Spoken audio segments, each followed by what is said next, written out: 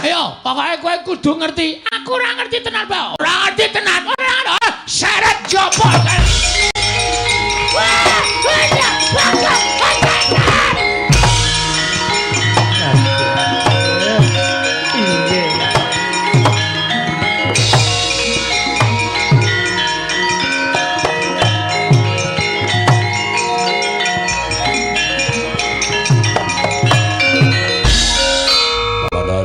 wonten dawuh nggih. Lah ngaten cetha perlambang kang kula tampi Bawa Durna badhe nandhang kesisahan krana kula nampi werlambi lumantar merganing pasumenan. Inggih. Menika lajeng kados pundi? Kula semanggaken dhateng paduka anak Prabu Ngastina mangkebyake para Sata Kurawa. Kon belani Bapak Durna Bagong dikroyok aja nganti cilik loro gedhe tekaning pati pujangganing negara Ngastina.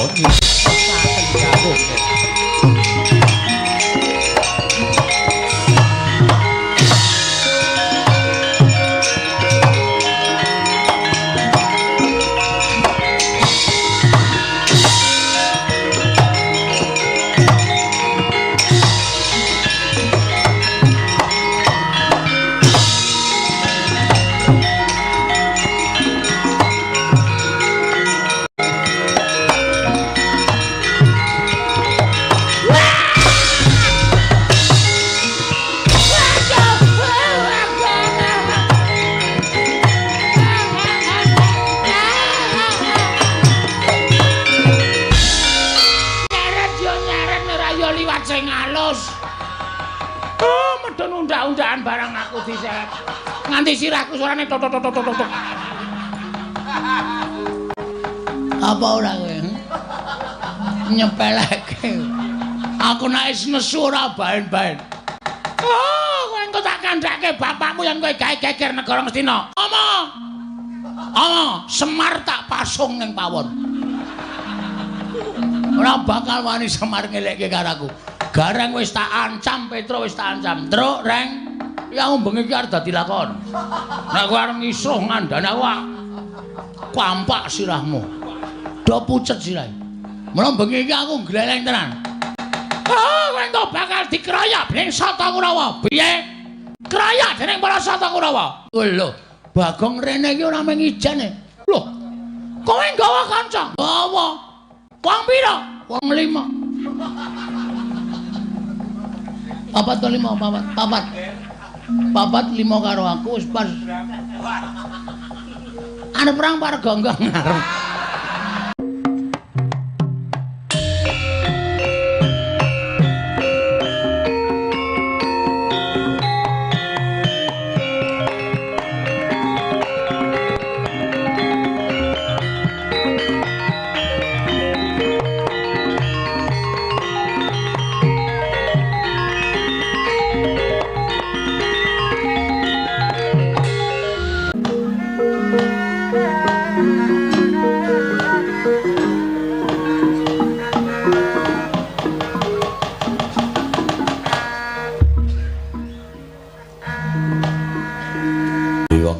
Mati luwih ana sasmintaning sun jagat wasisaning Ubatara Paman Harya Senguni kaprayogakna anggen jengan kula lenggah wonten ing Datulya Negari Ngastina Paman Patih Plasa Jenar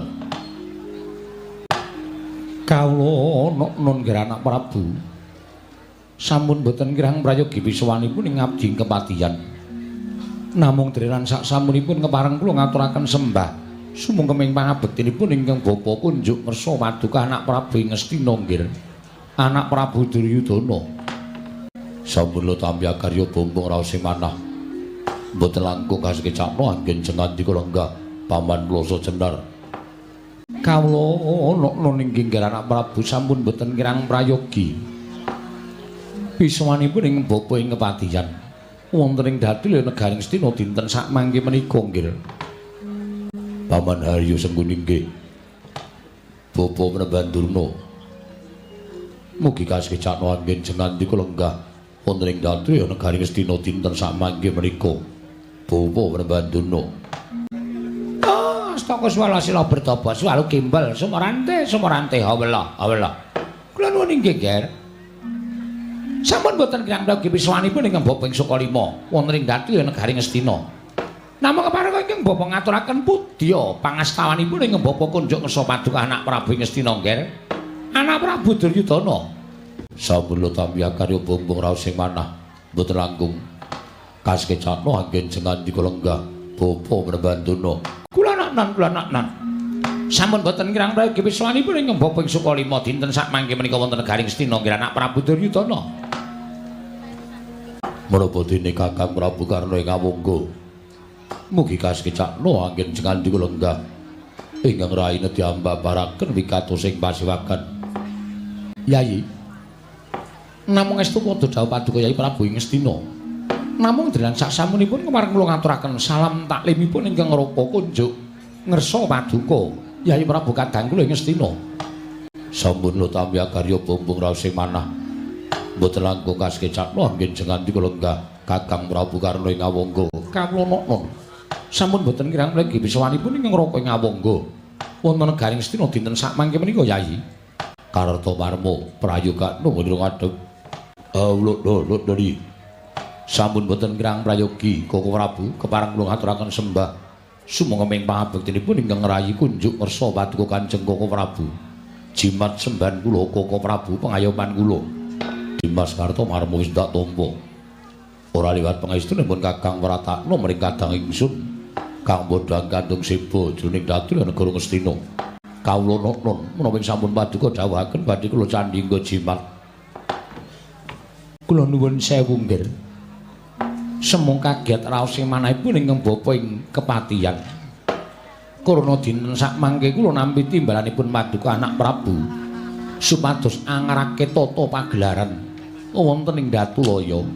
Tumunten angrawuhaken sangganing para pinisepuh miwah para nayaka punggawa negari Ngastina. Kagiatan manahipun ingkang Bapa dereng paripurna tumunten paduka sampun kepareng pinarak lenggah madaning Datulaya. Menapa wonten badhe miwah menapa badhe ingkang dipun ngendikaken dening anak Prabu Ngastina. Kepareng ingkang Bapa nedya nganglungaken jangga nilingaken karna mastuti sabda tama paduka anak Prabu Ngastina nggih anak Prabu Duryudana. Semanten ugi ingkang Bapa ing Sukalima nggih. Mboten wonten ingkang gumana musik salebeting manahipun ingkang Bapa. Namung tambuh salebeting manahipun ingkang Bapa ing Sukalima baya wonten wigatos menapa. Dene paduka anak Prabu ngawontenaken pasewakan ingkang beneh kalan adat ingkang sampun. Menawi kepareng kawedaring kathah tumunten kababarna nanging menawi ditumraping para kadang sentana monggo kula dherekaken manjing salebeting kedaton pepanggihan catur netra lawan ingkang Bapa ing Sukalima nggih. Yayi. Nadan ingkang raka ing Awangga semanten ugi kula cemadhong dawuh timbanipun paduka Yayi Prabu Ngastina.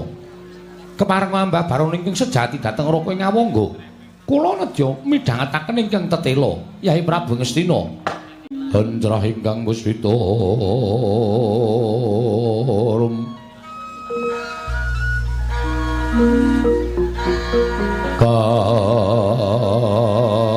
kasilring samirana mrih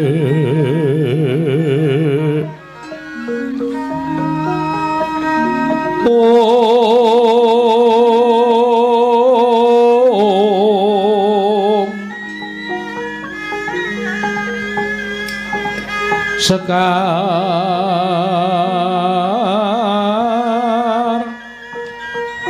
kadung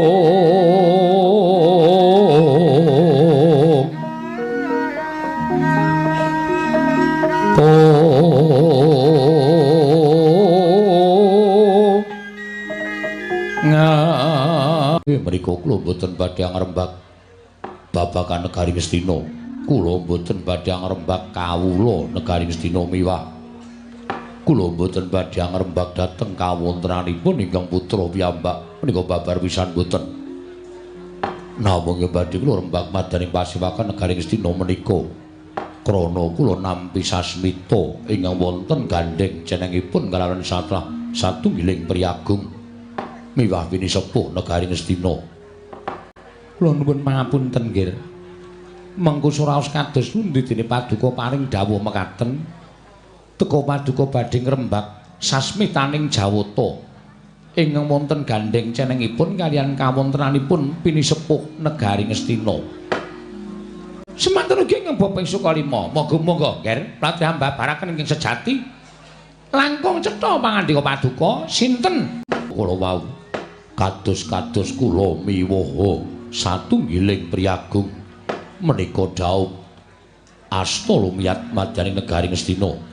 Tegesipun negari Ngastina menika gadhahi damel inggih menika kajatipun inggih menika pinanganten ing mapan wonten negari Ngastina.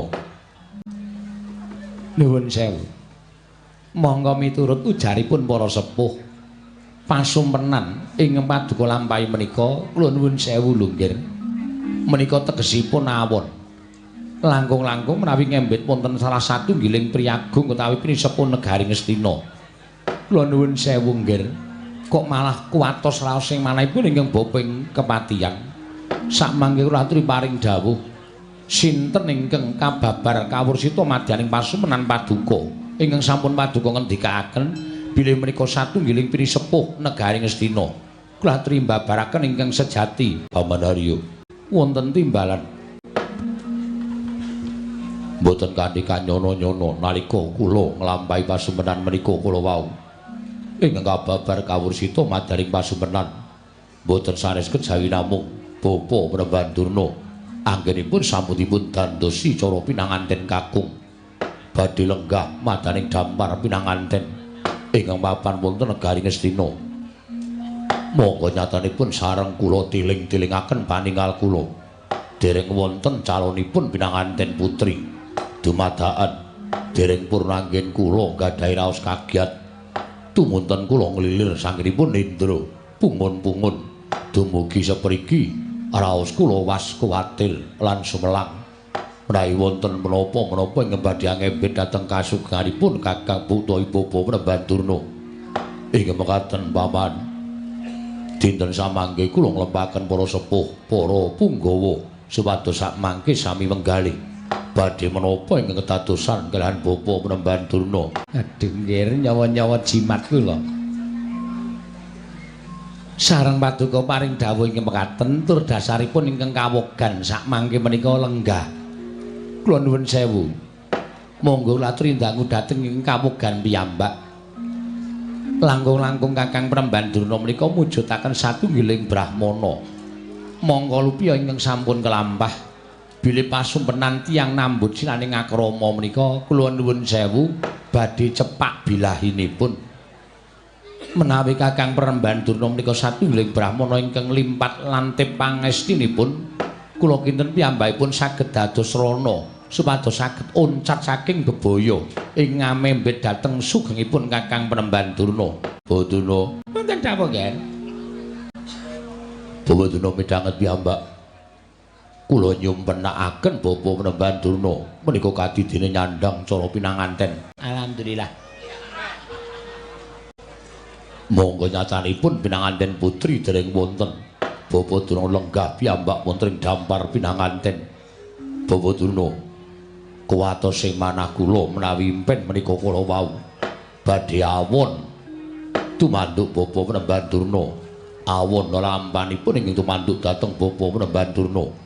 Monggo jaring para sepuh ngendikanipun para pinter nyebataken wong yen limpi dadi manten menika badhe cepak bilahinipun.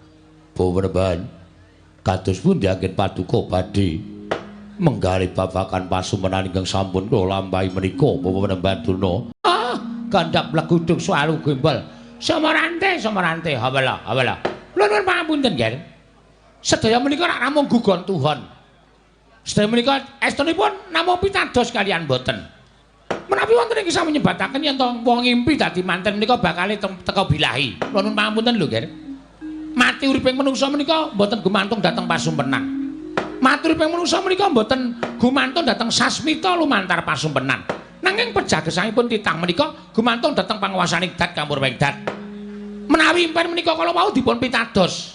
Menika mangke menawi upami badhe nglampahi lelampahan ingkang boten sae, tumunten dipun gathuk-gathukaken. Menika tegesipun menawi cara Jawi nyebataken otak-atik gathik, gathuk. Inggih. Mila sampun kantos panjenengan niku kuwatir dhateng menapa ing sampun panjenengan lampahi. Jan nyatanipun kula menika wongsal wangsul nyumpena babakan ingkang awon. Jarene wong ngimpi kebanjiran kuwi ya elek. Ning nyatane kula mboten kula petang, mboten kula petung, nyatane ya ora ana apa-apa. Kula wongsal wangsul ngimpeke Satama menika dadi manten. Ning nyatane Satama dugi niki ya slamet-slamet kemawon, waras-waras kemawon. Dados bab impen menika sampun ngantos dipun cepeng ingkang sanget-sanget. Impen menika sampun ngantos dipun cepeng ingkang sanget-sanget. Sampun ngantos paduka menika dados Nalendra kok tumunten penggalipun goreh rongeh namung babakan pasumpenan. Oh, menika mangke mboten sae kedadosanipun lho, Ger. Mboten sae kedadosanipun. Kakang Mrembanduna, pripun Depate? Nek sampeyan iso ngendika kaya ngono monggo, ning nuwun sewu, wis akeh lho. Lupiya sing dadi conto kaca benggala nek impen niku iso kababar dadi kasunyatan. Merga pangandikaning para sepuh sing jeneng impen menika ana 3 cacahe. Titiyani gandayani puspa tajem, nggih ta? Nggih. Utawa kacitra kasudarsana kadara dasih. Werdine dhewe-dhewe. Nek percaya ya kena, ora ya ora apa-apa. Monggo biyen kula menika ora tau percaya karo impen. Oh, ngoten. Nggih. Kula ora tau percaya karo impen. Sing kula percaya nek ngimpi niku kula bukake buku 1001 malam menika malah cocok. Oh. Upamane ngimpi dadi manten. Menika wonten ing buku kula menika hitunganipun 03. Menika monggo sami dipun cakaken. Menapa dipun wolak-walik, menapa dipun mistis. Kula niku gumun karo sampeyan. Gumune perkara napa? Sampeyan niku pendhita kok isih seneng kaya ngono. Nggo cegah lek. Aja ya Kakang niku iso tetel kabrahmanan sampeyan.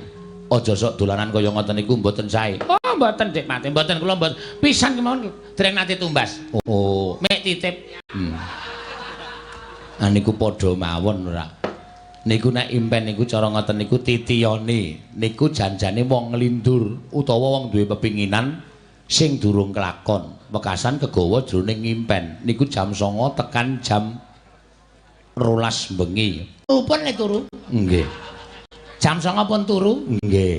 Niku titiyane. Gandayane niku jam 12 tekan jam 2. Niku impene wong mapan turu. Tegese wong turu nek ora ngimpi jam 12 tekan jam 2 niku iso disebut wong niku wis nglakoni mati suri.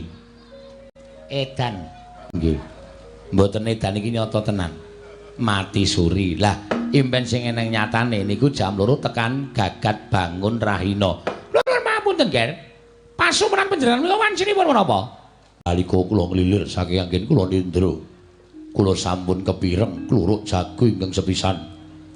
Nalika semanten kula sampun wuninga brang wetan sampun sumamburat abrit bergadak. Tegesipun sampun manjing gagat bangun rahina. Tegesipun pasumpenan paduka menika kula nuwun sewu.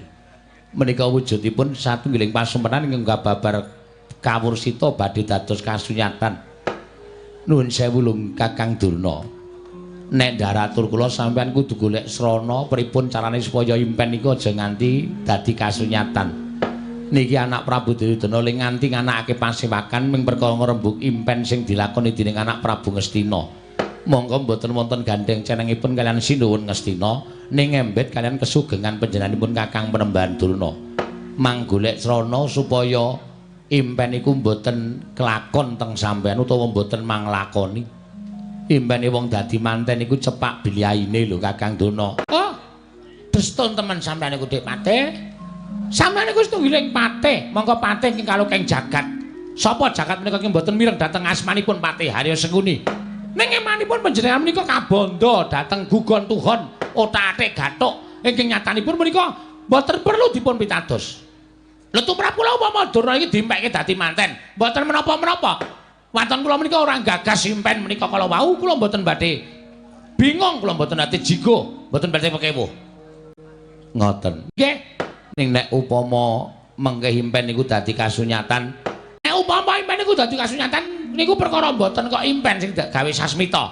Ning pancen lakone Durna kudu kaya mengkono. Wong urip ning Lampadang aja percaya karo impen, ning percaya karo sing gawe urip.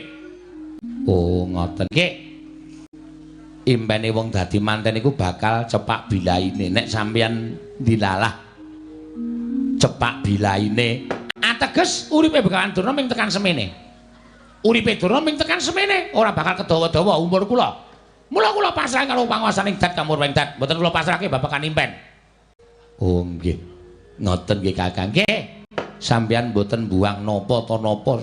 Ujaring para sepuh ngendikake buang sial niku biasane sok buang sandangan utawa buang napa sing mangagem. Eman-eman. Sandangane si apik-apik kok dibuang.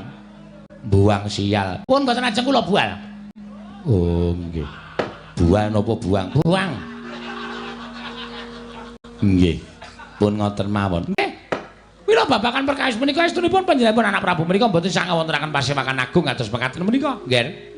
Malah estunipun kula menika lingsem ing atasipun paduka menika Nalindra Gung Binathara ratu ing nyekel kendho kencenging pernatan amis baci ning negari menika wonten pundhaking Nalindra teka paduka kaprawasa dening Pasumpenan mongko mboten kembet dhateng kasugengan paduka ngembet dhateng ing bapa ing Sukalima lah kok dilalah kula ora percaya karo babakan Pasumpenan pun ger madane pasewakan menika sampun pundhat menapa ing Rembag paduka ngrembag perkawis Pasumpenan wondene kula mboten pitados babagan Pasumpenan menika kala wau. Mila ingkang saking menika tumunten sak mangke ger sampun ngantos dados raosanipun para kawula, raosanipun para nayaka Punggawa. Pasewakan dinten samangke tumunten kabubarna kemawon.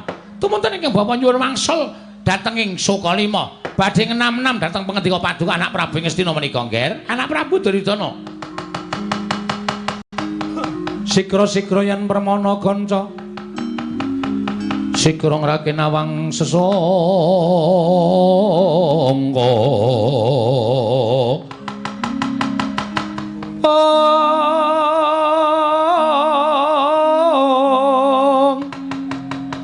Nalendra mbek marwa sing sang Katri kumulung mangrempak ing wadya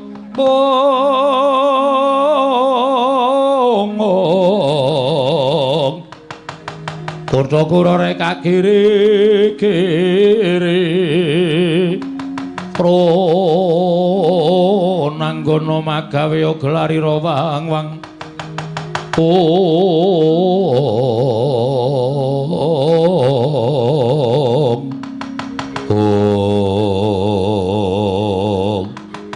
Didemadaning pasewakan negari Ngastina nalika semanten midhangetaken sabdanipun pandhita ing Sukalima Brahmana Begawan Durna ingkang pungkasan dadosaken legeng penggaling nata ing Astina Prabu Duryudana nglenggahi kanyut minangka wardu kanyut damel ganten wadu Jarawangesa nginang udra ngabang dur manding gasaring pertala kasaru geger njaba piyak ngarsa tangping uri sebahan bonamu apa to kang dadi darunane ora macan rangke gajah medha saka wandilan kejawi sinten ingkang wantun minggah dhateng negari Ngastina Kanono lan kejawi amung abdi panakawaning Madukara abdining para Pandhawa. Atmajaning Lurah Semaring kang uragil nenggih Lurah Bagong ing drajak minggah dhateng karya cingak kang samya mulat.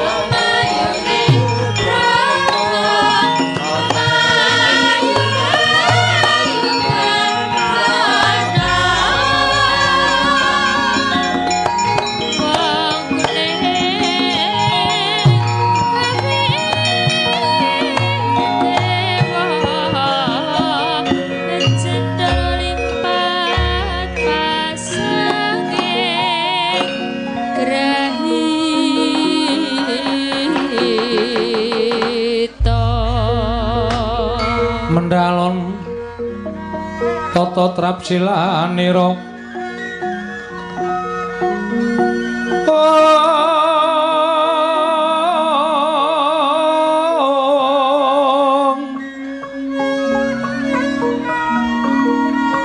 ngajamaken astanira kalih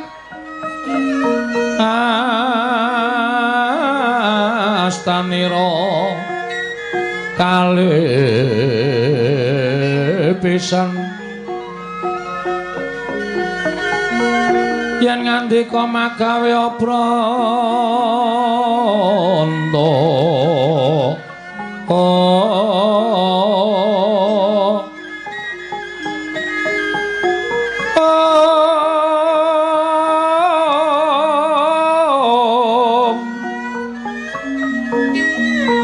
yen ngandika magawe pranta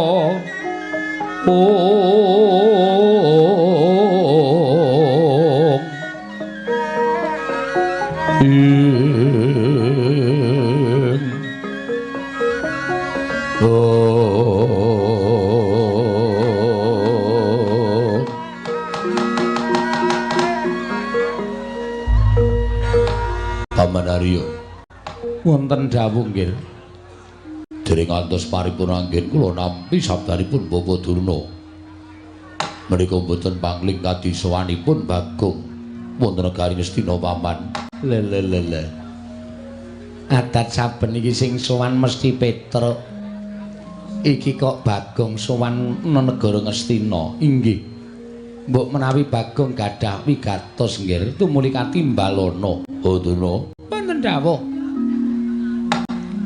mugi-mugi menika sanes impen ingkang badhe wababar dados kasunyatan dene sonten-sonten Bagong sampun sowan wonten negari Ngastina. oh katimbalana menapa wigatosipun Bagong sowan miturut praenanipun Bagong menika sajake kaya wong kesusahan kaya wong keserakat tumunten kaparingana nggih kaparingana sedasa ewu napa gangsal 12.000 supados enggal Bagong menika kesah saking Datlaya. Lah ing atase kene iki nggon papaning para priyagung, papaning para luhur, papaning para nayaka punggawa, wong sing duwe derajat pangkat.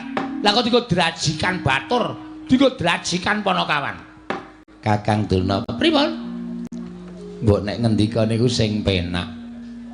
Mengke nek nganti arepa mingsak Bagong nek nganti nesu karo sampeyan malah kriwikan dadi grejekan geguyon dadi tangisan.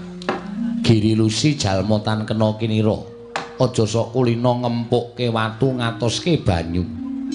Bagong sowan menika durung karuan jejaluk kok malah sampeyan ngarani sing ora-ora. Paman Arya wonten timbalan gendel anggur biyen kula badhe ndangu sowanipun Bagong. Panakawan Bagong padha arja sak praptamu Bagong ana ing negara Ngastina. Panakawan Bagong Nonamit pasang Kalimantabe tinebena ing ladune demawaing tawang-tawang linepatna ing tulak manuk podang.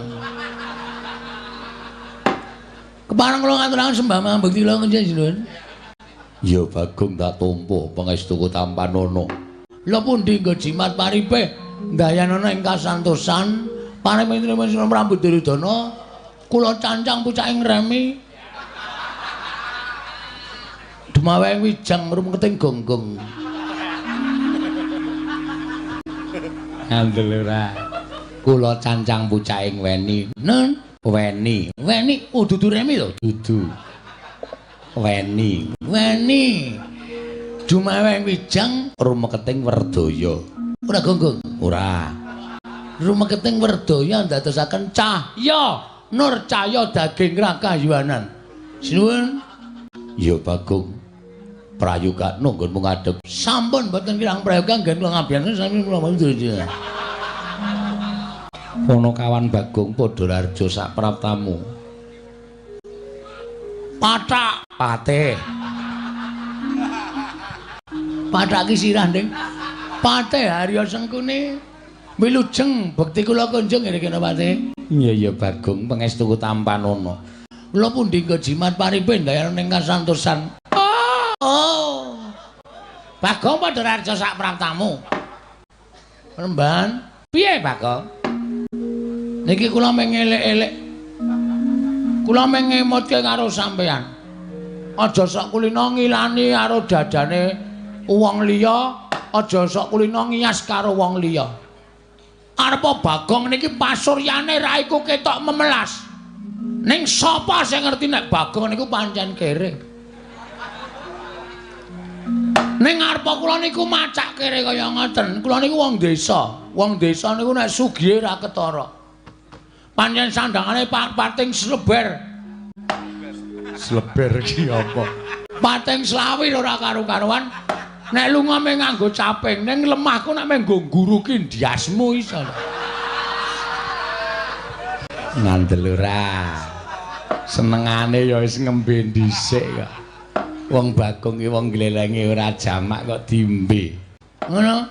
Sokalima didol didu karo lemahe Bagong nek nganti nggon aku kalah karo Sokalima. Sokalima kuwi sampean ora tuku. Kae ora ana sertifikate mergo kae bumi perdikan.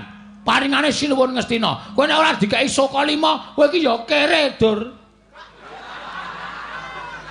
Semangkean. Apa kowe ora sadar? Apa dikira aku ora ngerti ceritamu?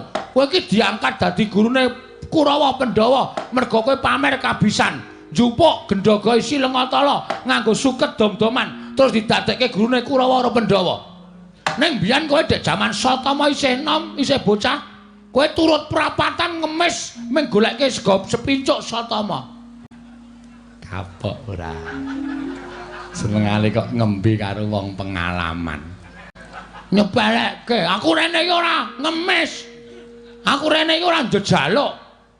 Ning aku ana Wigita, Wigati. Karo anak Prabu kan. Sinuwun Prabu Duryudana. Oh iya Bagong, aku njaluk ngapura ya Bagong. Agene ra urung debat piye? Lho. Kok nantang karo aku rumangsane nyepelekake.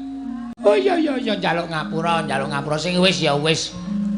Sing ana dibuang sing becik digoleki aku njaluk ngapura. Aku ora sengaja yen to aku ngece karo kowe. Cethu nang kuping. Untung aku iki wis ngrumangsani tuwa. Aku wis semoh kaya enom biyen. Upama aku jiwaku ijik enom, tak ajiar nang kene. Ya njaluk ngapura. Wis ya wis. Ora sok ngembe, aja mung kalih kula. Karo sapa wae iki aja rumangsa sampean duwe derajat, duwe pangkat, aja sampean duwe derajat sing dhuwur, duwe pangkat sing dhuwur, anggere karo wong tok ndak sirahe. Tok sepelekke, aja kaya ngono, Mbah. Ra ndek kanca kowe nek carane ngono kuwi. Arepa cantrikmu akeh, arepa sing do suwita siswamu akeh, nek sifatmu kaya ngono kuwi. Cantrikmu lek tresna ya mung mergo kowe duwe ngelmu. Nek kon tresna karo awakmu blas ora ana sing tresna. Paham? Iya. Slatak sisan. Bagong sing sabar. Piye? Ngapunten lali. Ratu kok dipiye? Ya ngapunten panjenengan ya ora supe ale lagu-lagian kula to. Ya. Kula niku sok sembrono. Bagong Padhararja sak praptamu. Sinuwun Prabu Basukarna wilujeng bekti kula kunjuk nggih sinuwun. Iya Bagong tak tampa pangestu taman ana Bagong. Nun nggih.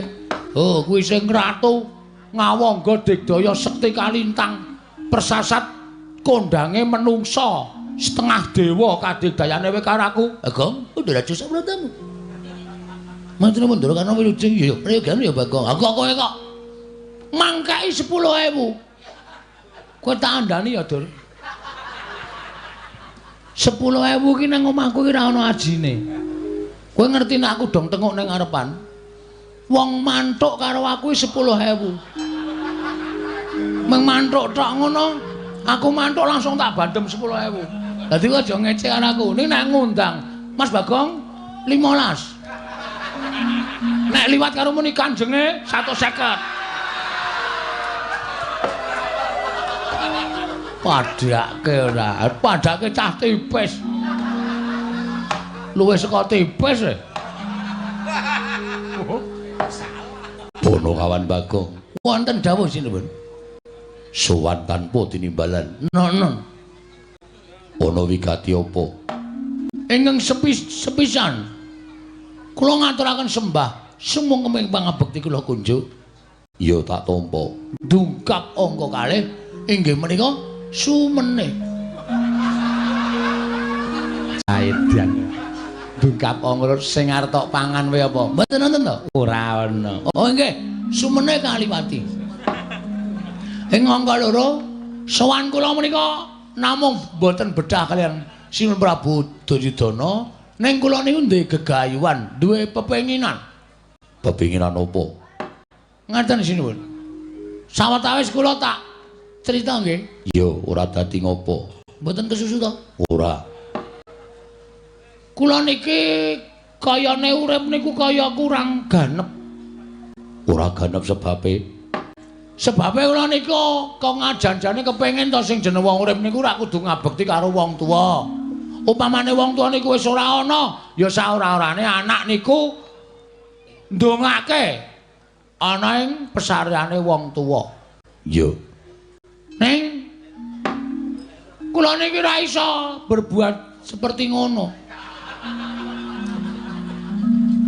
Kula ora iso kaya ngoten niku merga kula niku mboten dong. Bapak kula niku asline sapa? Terus kula niku nuwun sewu nek bapak kula niku isih niku daleme teng pundi nek pun mboten wonten sareane teng pundi kula ajeng ndongake bapak.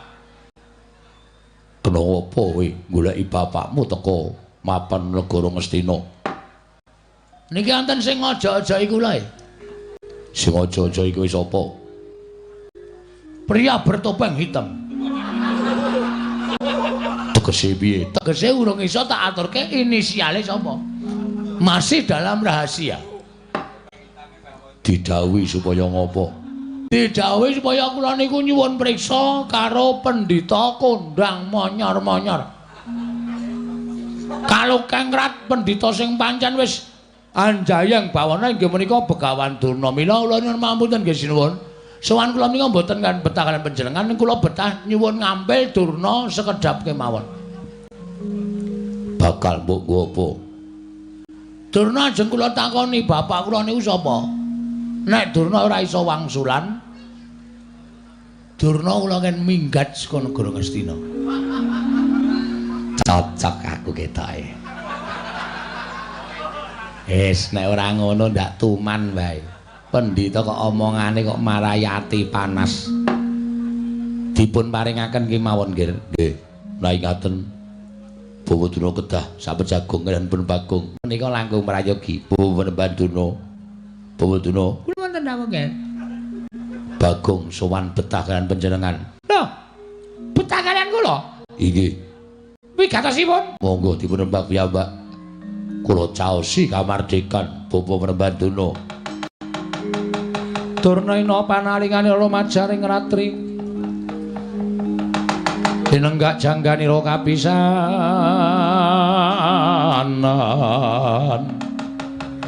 aning perang Bratayuda ing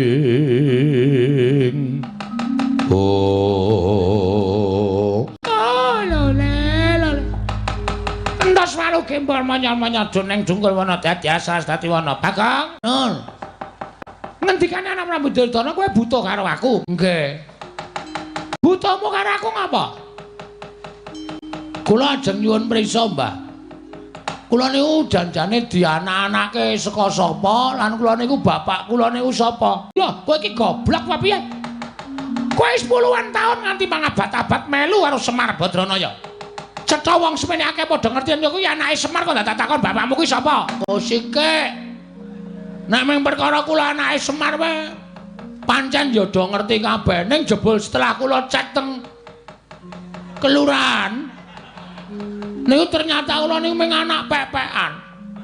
Kula niku mung anak angkat. Kula niki jebul di idopsa.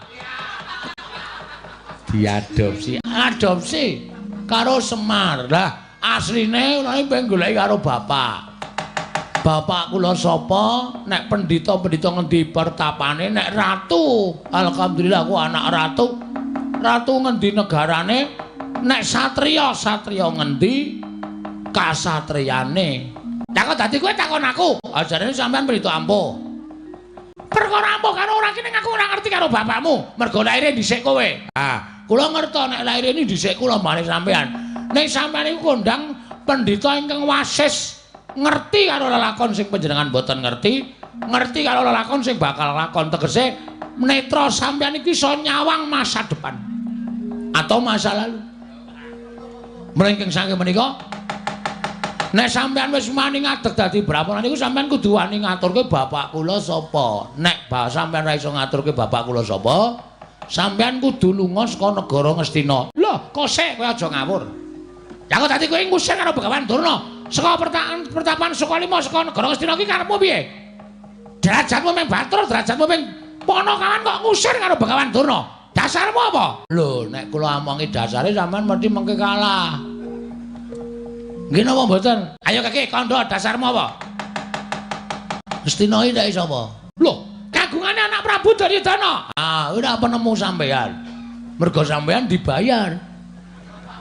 Dibayar karo anak Prabu terus iki dibayar karo Sinten Prabu Ngastina tumuli sampeyan ngakoni nek sing duwe Ngastina niku Prabu Duryudana nek janjane ora Mbah Ngastina niku nggone Pandhawa merga sing dadi ratu sadurunge Pandhawa utawa anak Sinten Prabu Duryudana menika inggih menika Prabu Pandhu Pramuka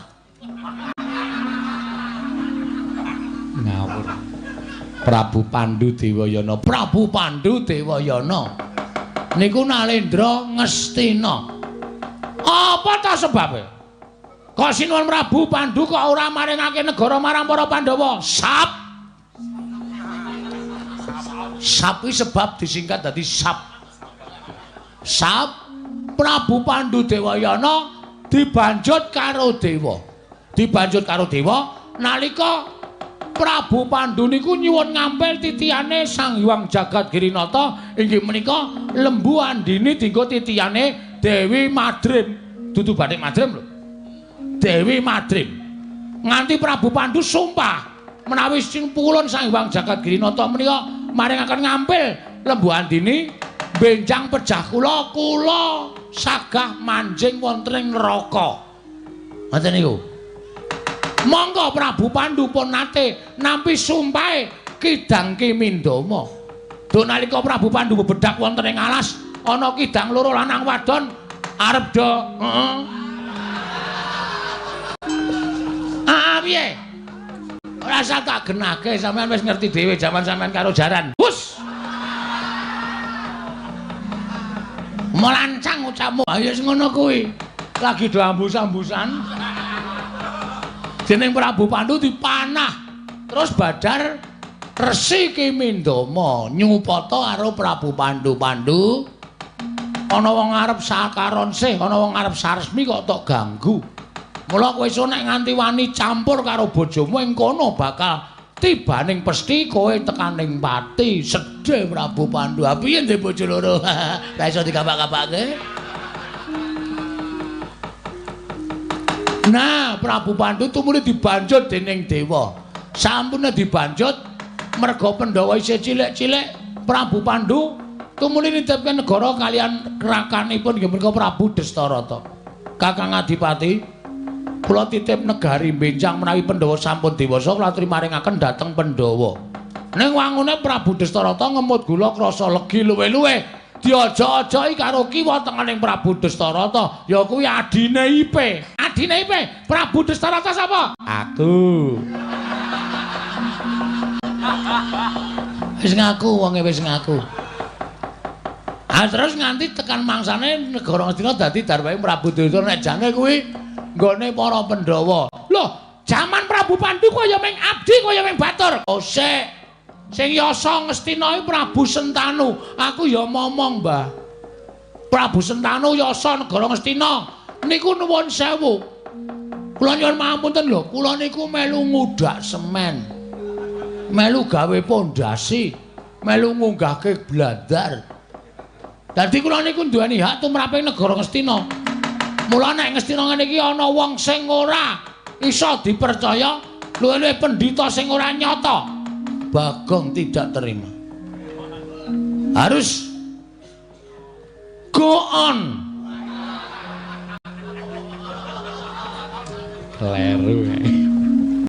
Harus out saka negara Ngastina. Kudu lunga saka negara Ngastina. Aku ora mentuk Ngastina dilenggahi pendhita sing ming katon suci, jabane ning jerone lecek kaya telek. Bapak Tuna kados pundi? Seketap ger. Wah, lole.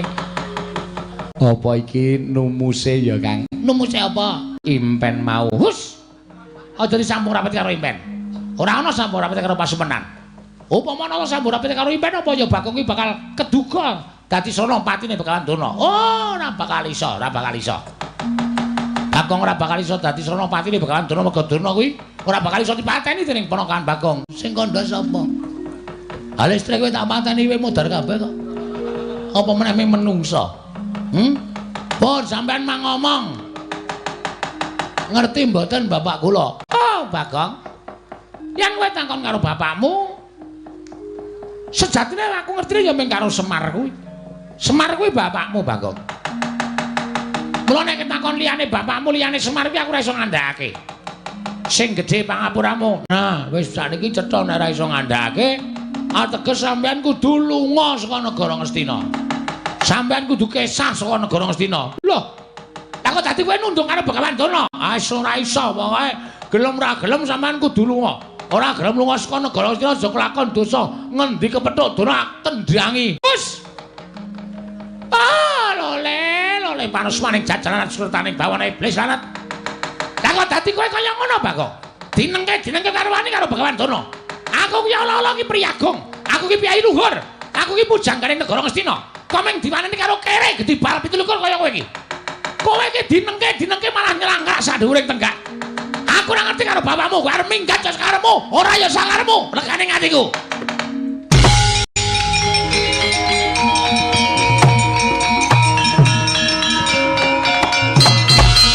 Loh, kowe kaya ngadeg. Wis tak obati ket mae. Satu jam sebelumnya. Mula aku nek krungu swara terus mbregenggeng ngadeg dhewe aku langsung. Ha piye? Adunake kaya ngono padake. Kowe aja waton ngawu gawar ngawur, Dur. Kowe ngunekke aku wong gedhi bal 17 wong elek nyolok mripat. Kebangetan nggamu nyuwara kowe. Wis ora iso nuduhke bapakku sapa? Kowe sing ngunekke karo Bagong. Kowe nang ibarate kaya ngutek-utek macan turu mbeda raja singa. Singa barong. Penyakit to. Pancen penyakit ya, Dur ya. Lho kowe wani marang krek ning ngarepe Begawan Durna. Sing tak wedeni apamu, ha? Sing tak wedeni apamu? Nek meng kowe nesu nek aku ora wedi, aja kok kowe.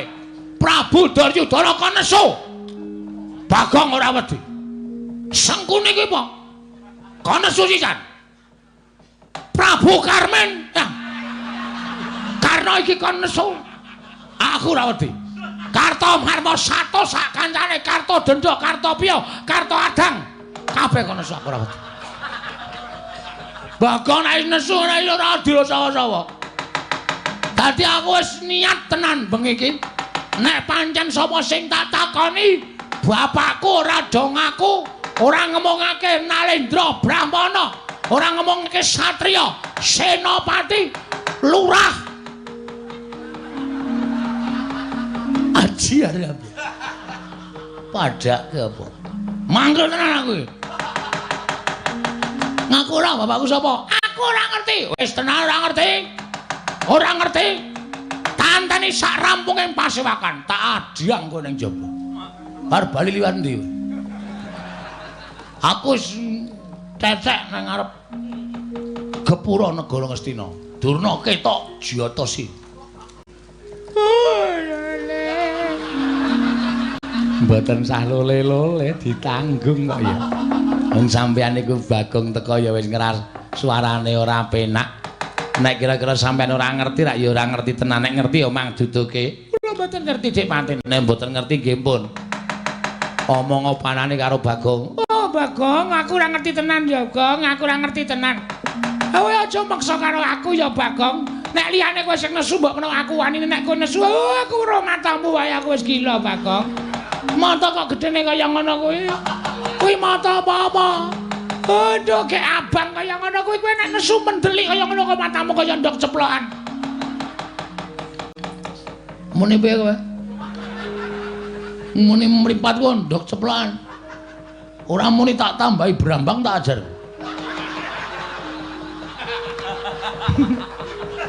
Tak ajar tenan ya. Ora nyepeleke lho. Bagong nek katokan teneng abang ini berarti malam ini dari sore sampai pagi Bagong ngerol. Tenan iki aku ora baen-baen. Ayo, pokoke kowe kudu ngerti. Aku ora ngerti tenan, Pak. Ora ngerti tenan. Ora ngono. Seret jopo. Wah, Bagong.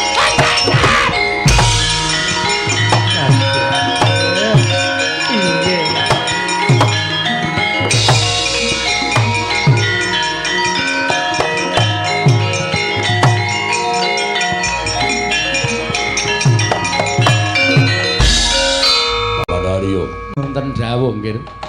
Lah ngaten cetha perlambang keng kula tampi Bawa Durna badhe nandhang kesisahan krana kula nampi werlambi tulumantar merganing pasumenan. Inggih. Menika lajeng kados pundi? Kula semanggaken dhateng paduka anak Prabu Ngastina mangkebyake para sata Kurawa. Kon belani Bapak Durna Bagong dikroyok aja nganti cilik loro gedhe tekaning pati pujangganing negara Ngastina.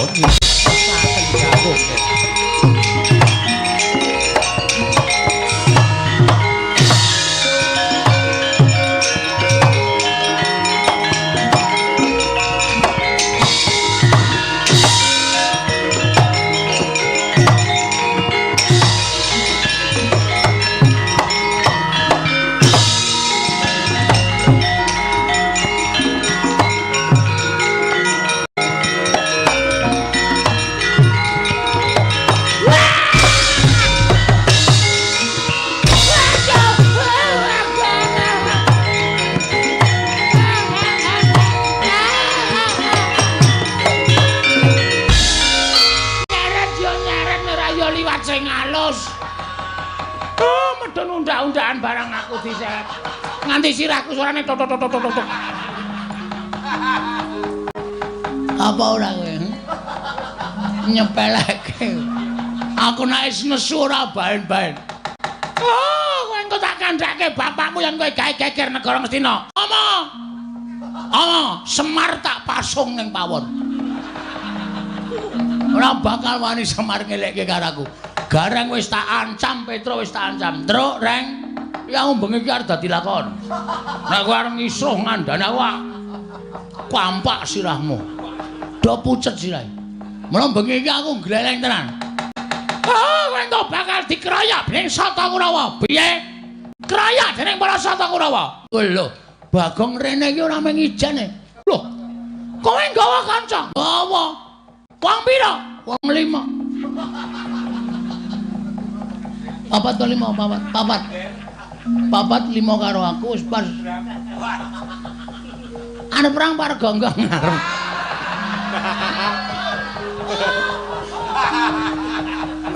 Ora guyone serius iki. Ajar tenan kowe. Kowe engko bakal dikeroyok dening para Sata Kurawa.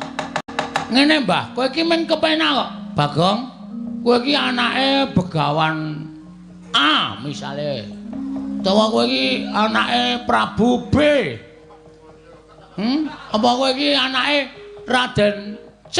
Ngono ki mung kari omong, mung kari kepenak. Mung kon ngene kok rekoso. Hah? Aku ora ngerti tenan, Bagong. Aku ora ngerti tenan. Aku ora ngerti tenan, Bagong. Aku aja tak tutuk. Aku iki arep ngelapi keringet. Ora arep ngampleng karo kowe ora. Aja sumelang, aja sumelang. Aja wedi, aja sumelang.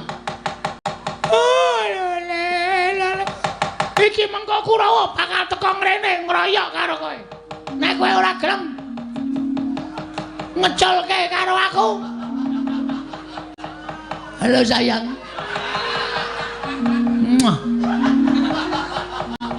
Karo kowe. Ora karo kowe. Jijik aku. Untune ae ireng-ireng ngono.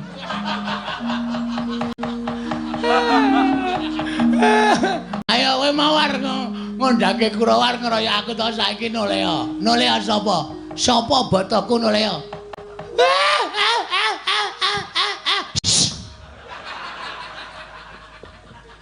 Pendhita kok nangis kaya Yamaha 75. Ngak.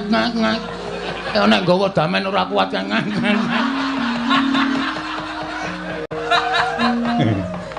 Piye, Gong? Mboten ngerti ya wonge. Lho, ora ngerti. Mboten ngerti jare pendhita pengpengan. Mboten ngerti kula kok dadi ora dong niku. Terus kula ngancam nek pancen ora ngerti jauh diajar ya kula seret saking Datraya. Bagus. Mergo sing dadi harapane menungso, kowe takon karo sak pepadane menungso, Begawan Durna kuwi saora-orane iki gurune bapak. Bapak kowe satriya pengpengan kowe Suwitara Durna nek Durna ora weruh, gunane apa nggo sandangan cara pendhita? Gunane apa nganggo sandangan cara Brahmana? Teteli sandangane. Teteli, turake katoke cawet. Goleke pentil jepreti. Aduh. Kurang lakone wis mules aduh. Aduh, Bagong, aja ngono ya Bagong. Aja kaya ngono ya Bagong, aku wegah tenan Bagong. Kowe kudu bloko ora boko iki. Algojoku wis nang mburi lho. Ngati-ati lho. Mas aja diperai. Mas aja diperai. Kok kaya ana campur sari to, Den? Lah piye? Ndelok sik ning Durna Cekeli. Yo, ndelok sik Durna Cekeli.